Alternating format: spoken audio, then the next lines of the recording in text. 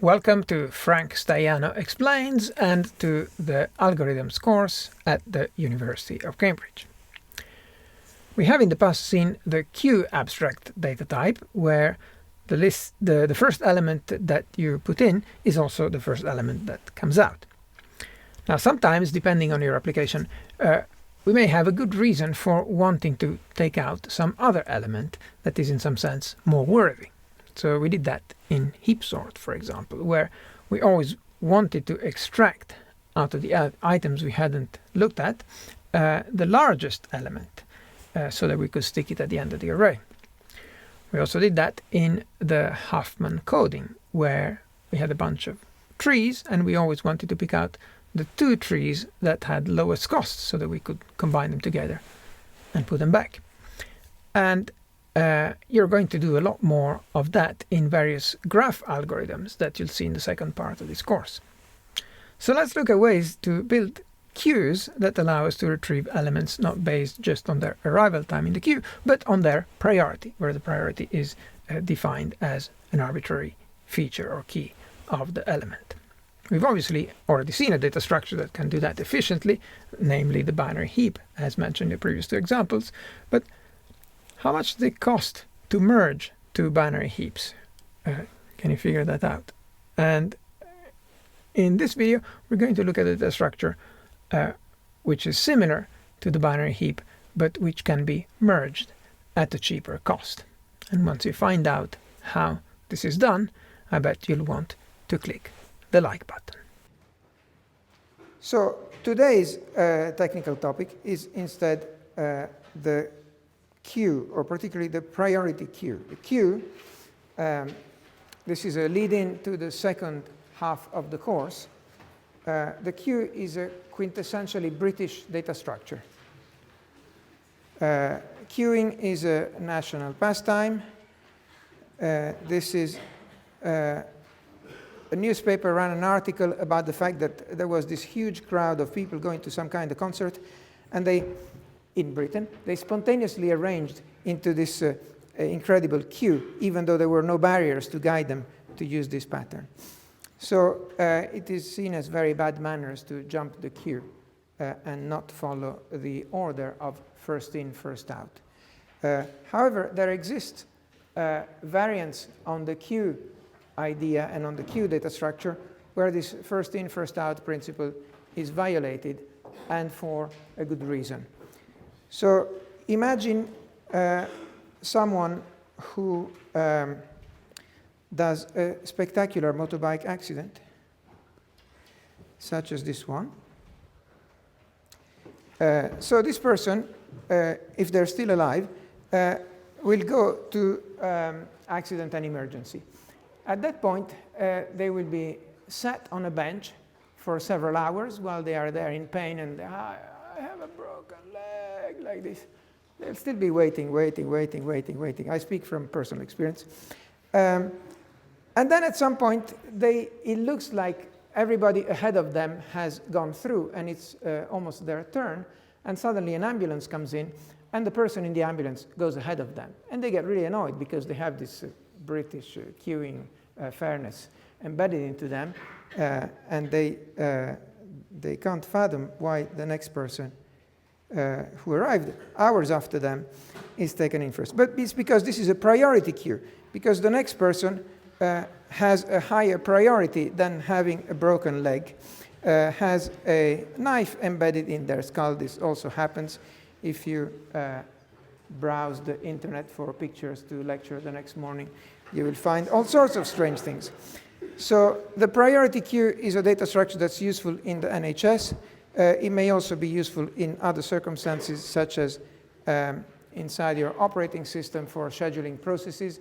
You don't always just schedule processes in the order that they come to the scheduler, but there may be some processes that are higher priority than others, need to be serviced, and some other ones can wait. Otherwise, your computer will not be responsive. For example, things to do with the user, like moving their mouse cursor, cannot be left behind if there's another process. Otherwise, the user really thinks, I should just throw away this computer and buy another brand. So what are the features of a priority queue? The queue that we already looked at is one where things come in one end, come out the other end, in the order they came in. The priority queue is one where things come in, but then come out based on the priority that they have. So each item has a little tag that says how important they are. And so this other queue, I don't know how I should draw it. I'll draw another pipe, even though it is understood that inside here there's little elves that pick out things in another order. You can insert things into the priority queue, and you can extract not the first one that came in, but the one with the highest priority. And you can also change the priority of something that's in the queue. The priority is given usually as an integer, where you're like number 1 is the best. So 1 is better than 2, 3, 4. So the higher the number and the lower the priority. The highest priority is the smallest number. And so you can increase the priority of an item that's already in the queue by decreasing its key, and that will make it acquire higher priority, go forward, be taken earlier than it otherwise would have been. You could implement this with a number of the data structures that we've already seen, such as, a stupid thing is just to throw everything into an array. You can put the things in an array. Then insertion is constant cost because you just put it in the next free space. But then finding the thing to extract may have linear cost because you have to search for the minimum in this thing. So that's clearly not the best thing. You could keep the array sorted, then finding the minimum would be constant cost, but then inserting it would have the cost of keeping the array sorted, which would have at least linear cost for moving things around when insert something that has something else after it. You could use a linked list. And then you can insert in the middle without paying price for moving things that are after it, but to find the right place to insert, you still have to pay the cost of traversing the things ahead of it, so it still ends up linear cost. But these are all stupid things that by now you wouldn't want to do. Obviously, the thing you would do is to use a heap. Yeah, heap is the boss. So if you use a heap, which you can implement with an array and then save on pointers, then you have all these things at a nice economical cost. You can insert into the heap at log n cost. You can extract the highest priority, that would be the minimum of a min heap, in log n cost and still remain with a heap. You can delete things, you can change the priority. That would also, all these things will have a cost bounded by the height of the tree, which, because it's an almost full binary tree, is guaranteed to be bounded by log n. So the heap is great. I told you from the first day I introduced the heap. The heap is great, still great. What would I do if my application required merging two existing priority queues? If my priority queues are implemented with heaps, I could obviously extract every key from the first heap and insert it into the second heap, and then everything would end up in the second heap. It would be smart to extract things from the smallest of the two heaps instead of just taking the first one arbitrarily. But anyway, this would cost me log n for each thing I extract, and another log n for inserting them. So I would be paying something that if in the worst case for this scenario, then the two heaps that I have to merge are balanced, and so the number of items in even the smallest one is about half the total, so it's bounded by, is proportional to n, and so I end up paying n times log n. So n log n, the cost of merging these two heaps. But if you are not still asleep, you will have realized that I have a much better way of merging two heaps by combining all the elements in the two heaps and then running the operation that creates a heap out of nothing in linear time. So I can do the merge just by dumping all the things together, then making it into a heap, and then that's going to have just linear cost. So that's pretty good, and I still love the heap. However, I am here to show you something where you may do that at cost even smaller than linear. Wow. Smaller than linear cost. What would that be? Well, to do that, I have to introduce a more elaborate variant on the heap. And to do that, I first have to introduce another data structure which is not quite a heap. It's a component of a new flavor of heap. And it's called a binomial tree. The binomial tree is something that has an order. There's order 0, order 1, order 2, order 3, order 4. Any natural number is a good order for a binomial tree. The binomial tree of order 0 is easy to make. It's just a node like this. The binomial tree of order n is two copies of the binomial tree of order n minus 1.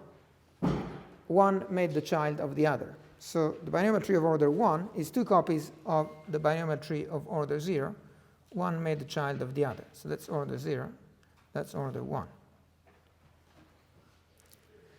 The binomial tree of order 2 is two copies of the binomial tree of order 1, with one made the child of the other. The binomial tree of order 3 is two copies of this lovely thing over here.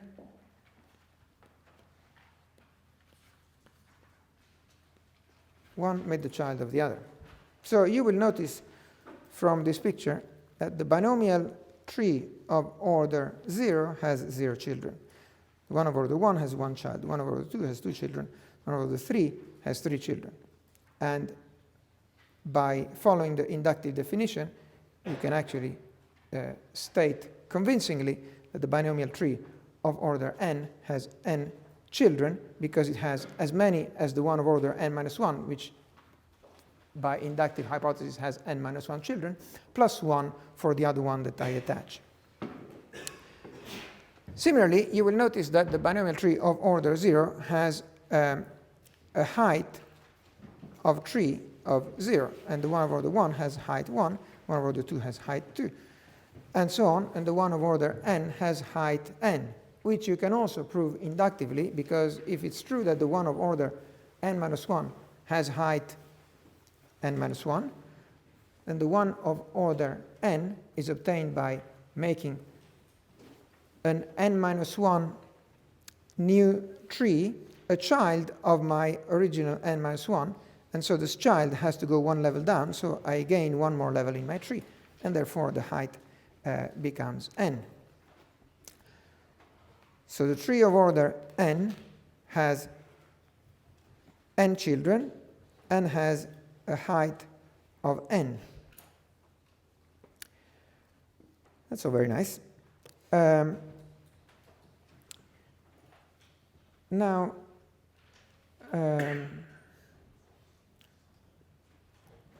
how many nodes does it have? Well, the one of order 0 has 1 node, one of order 2 has 2 nodes, this one has 4 nodes, and this one has 8 nodes. It's easy to persuade yourself that the one of order n has 2 to the n nodes. Again, inductively, if the one of order 2 to the n minus 1 has, so if the one of order n minus 1 has 2 to the n minus 1 nodes, the one of order n is made by combining 2 of those, and so you'll have twice as many, therefore 2 to the n. We have an easy base for all these inductions. So, n children, n height, 2 to the n number of nodes.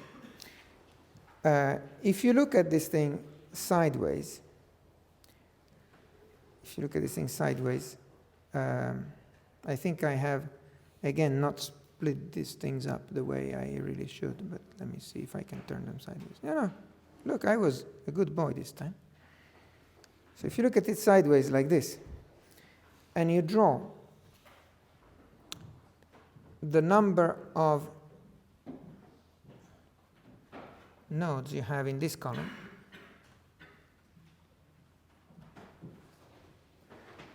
and you turn this one sideways, if I can. I'm sure I've done it wrong at some point, but let me try.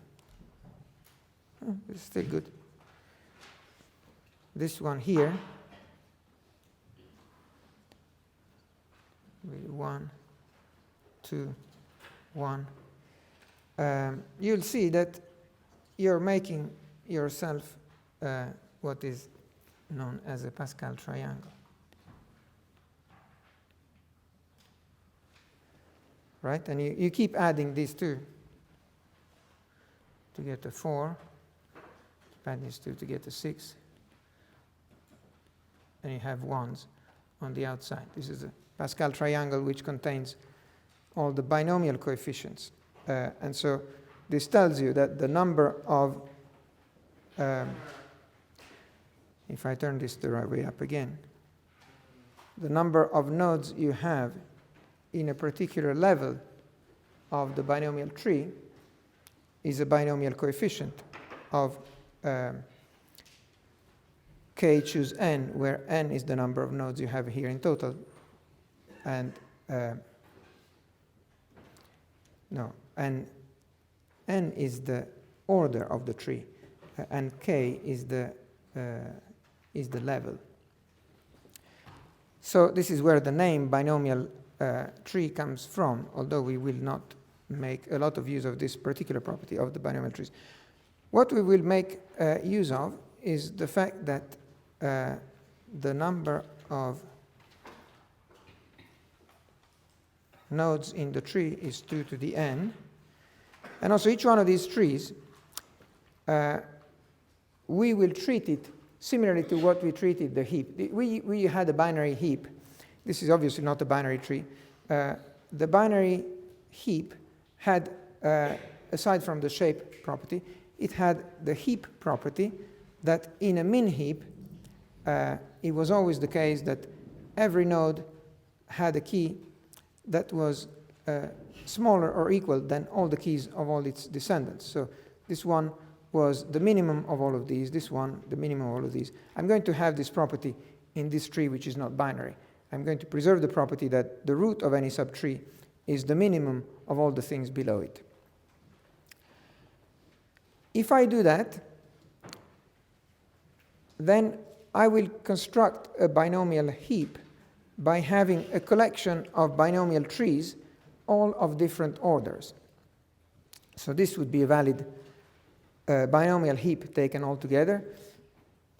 And in each one of those trees, I will maintain the property that every node is the minimum of all the nodes that descend from it.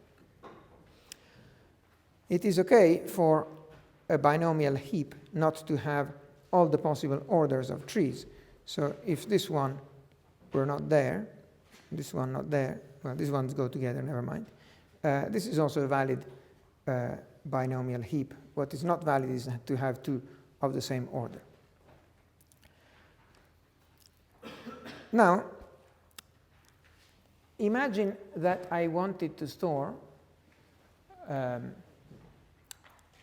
keys into my binomial heap. I would have to add them somewhere. Where do you think I can add keys? Can I add them here? Answer, no. Because if I add them here, this one becomes a binomial tree of order 1, and I already have one of those. I cannot add them here because it would not even be a binomial tree. I cannot add them here either. This one can only be this shape or that other shape that I drew somewhere else. This shape. You cannot have one of these with 3. I cannot append it to any of these places either, because this can also have this shape or the one twice as big or the one half the size of that. So where do I add stuff? What kind of data structure is that? It looks a bit weird. That's interesting. Imagine that at some point you want to have n items in your data structure. Imagine writing the number n as a binary numeral. So it would be some kind of 1, 0, 0, 1, 0, 1, something. This means I have 1 1s, 0 2s, 1 4s, 0 8s, 0 16s, and 1 32. Right? So I have 1, no 2s, 4, no 8, no 16, and 32. So this would give me n equals 37, right?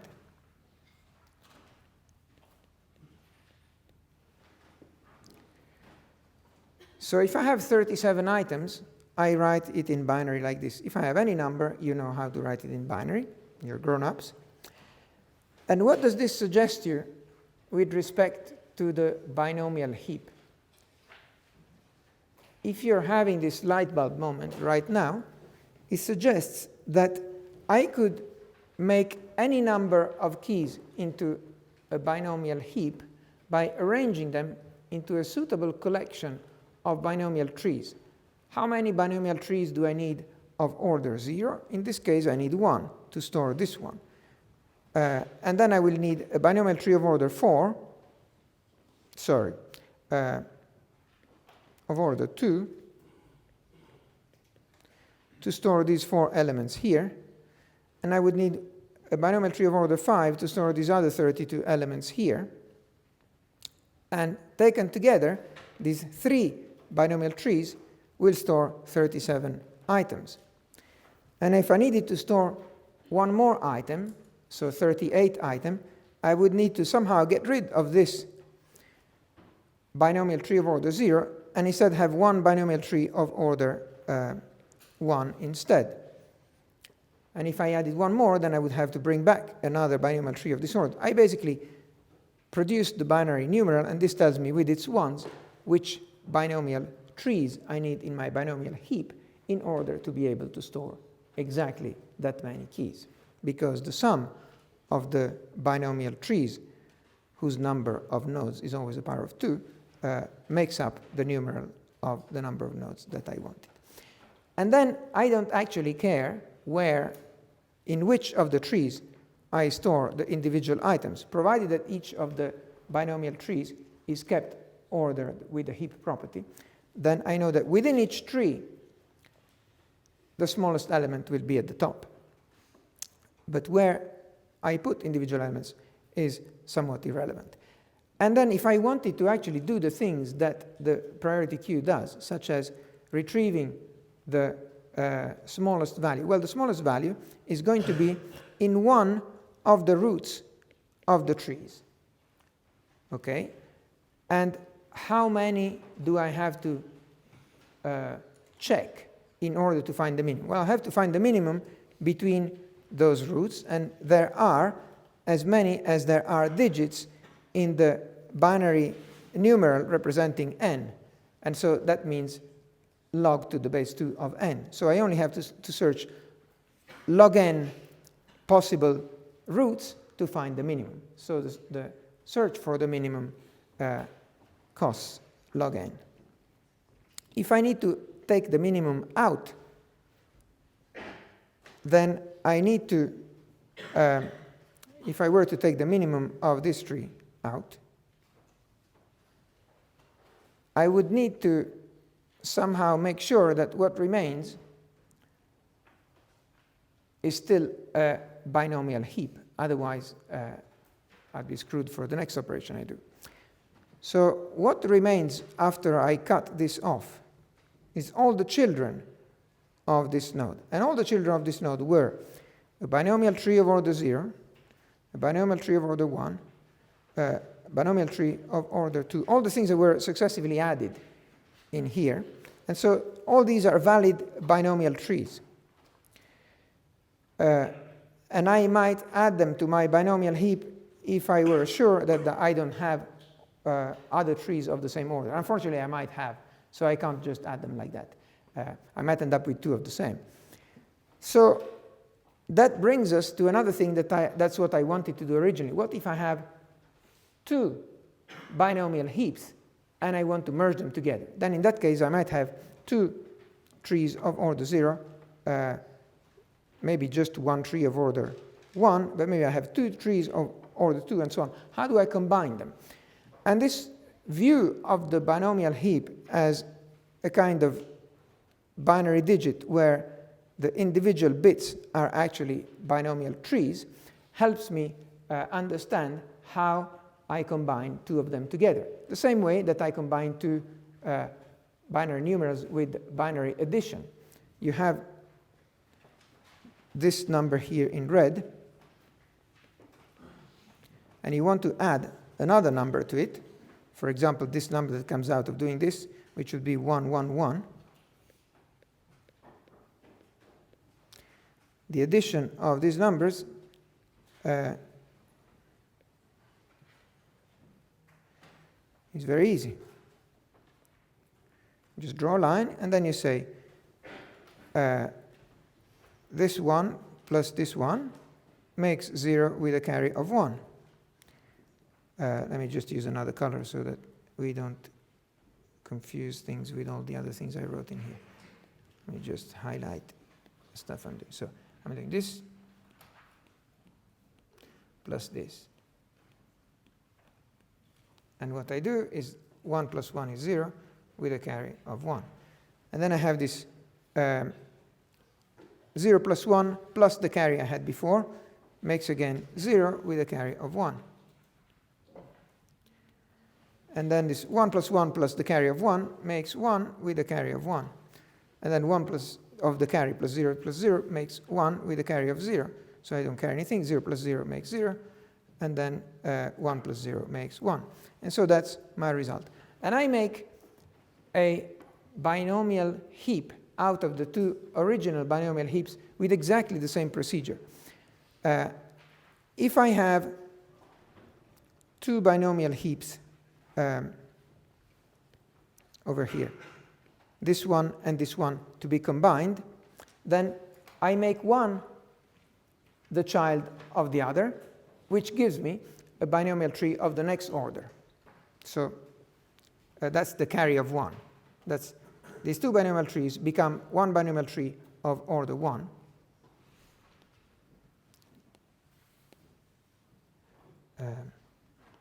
One thing like this and another thing like this just become one of these. If I have to combine two things of a bigger order, it's the same. This and this become one of these. If I have to combine, as in this column, 3 trees of the same order, then 2 of them combine to make a tree of the next order, and 1 remains to be the one that is left in here. So everything works exactly the same as in binary addition. And you can see that obviously combining 2 trees of the same order to make one of the next order is a constant cost operation. It's just one point of manipulation. And so each of the operations in each column has constant cost overall, bounded by a constant cost. And so the total cost of merging the 2 trees is proportional to the number of columns, which again was log n. And so the cost of merging 2 binomial heaps is log n, which is less than the n linear cost of merging 2 conventional heaps, which we were already very happy with. But we can do a lot better than that, just log n. So this is great. You have all the features, you retain all the good features of your heap. Basically everything is logarithmic, but now the one thing that was not logarithmic in the heap has become logarithmic as well, which was merging 2 heaps. So that's great. And this is a lead-in, I said originally, to the second part of the course, because in the second part of the course, you will be seeing a lot of elaborate algorithms on graphs, many of which will be greedy algorithms, and the pattern of a greedy algorithm is to take the best solution at that time, do something with it. And the way you take the best solution at the time is that you have all the alternatives in some priority queue, and you extract from the priority queue. And then whatever is recombined and so on, you just dump it back into the priority queue at whatever priority is appropriate. So you have to keep extracting things from the priority queue until you've exhausted all the things that were in there. So this gives you a cost of n times the cost of extracting the minimum. And with what we've done now, this extracting minimum costs log n. So you would end up with a cost of n log n kind of thing. Maybe the two... never mind, I will not go into excessive detail on that. But the point is that if you could build a data structure that improved on the cost of extracting this minimum, or improve on some other cost of other things you do to priority queue, such as changing the priority, which we saw was also logarithmic. If you see that one of these operations you do a lot more than the other, for example, well, okay, I extract the minimum a few times, but I change the priority much more frequently in my deciding which one is the best to extract. Then if you can reduce the cost of a heap operation that is used frequently, then you can reduce the cost of a graph algorithm that may have to run on a graph with billions of nodes and edges.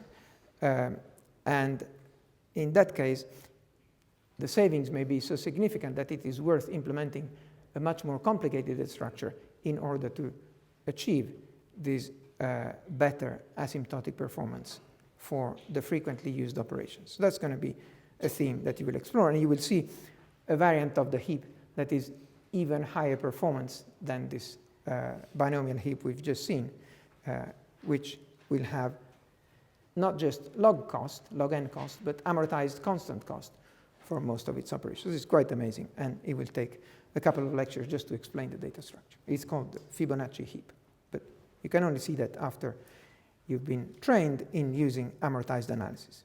And so look forward to what happens from Friday onwards.